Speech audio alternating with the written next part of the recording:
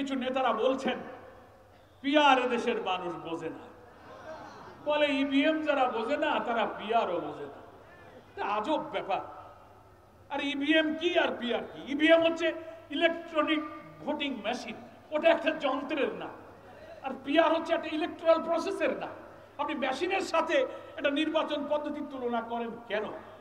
এই পিআর পদ্ধতি চায় না তারাই যারা কালো টাকা দিয়ে কোটি কোটি টাকার মনোনয়ন বাণিজ্য করতে পারবে না, তারা পিআর ঠেকাতে চায়।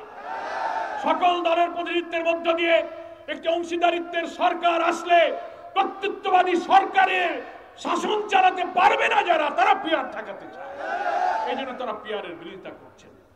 ঠিক আছে, পিআর নিয়ে যখন বিতর্ক হলো, আমরা গোল টেবিল করলাম, আলোচনা করলাম, সেমিনার সিম্পোজিয়াম করলাম, বিভিন্ন বুকলেট দিয়ে আমরা পিআরের উপকারিতা সুফল সব জানালাম। সরকারের বিভিন্ন আন্তর্জাতিক সংস্থার বেসরকারি সংস্থা জনগণের উপরে জরিপ করলো, সার্ভে করলো। আপনারা সে সার্ভে দেখেছেন, 70% লোক পিআরের পক্ষে আছে। আমরা ঐক্যমত্য কমিশনে যে 31টি দল আছে, তার 25টি দল তারা পিআর চাইতেছে। হ্যাঁ, কেউ হয়তো লোয়ার হাউসে চাচ্ছে, কেউ আপার হাউসে চাচ্ছে, দ্যাট ইজ অ্যানাদার থিংস, কিন্তু কমনলি পিআরের পক্ষে তো আমরা আছি।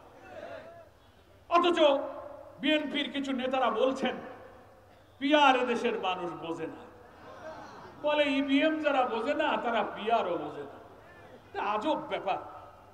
আর ইভিএম কি আর পিআর কি? ইভিএম হচ্ছে ইলেকট্রনিক ভোটিং মেশিন, ওটা একটা যন্ত্রের না। আর পিআর হচ্ছে একটা ইলেকট্রাল প্রসেসের না। আপনি মেশিনের সাথে একটা নির্বাচন পদ্ধতির তুলনা করেন কেন? বাঙালির হাইকোর্ট, বহু বাঙালির আগে হাইকোর্ট দেখানো হয়েছে, এটা দেখাবেন না। আর এক নেতা কইছে যে পিআর কি খায় না গায়ে মাখা।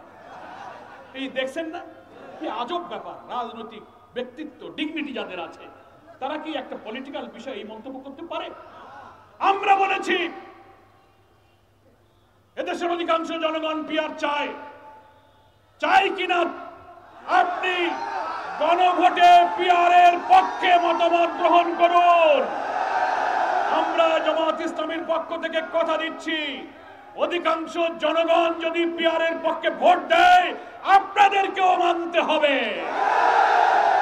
আর যদি অধিকাংশ জনগণ পিআর পদ্ধতিকে না বলে, আমরা জামাত ইসলামী তা মেনে নেব।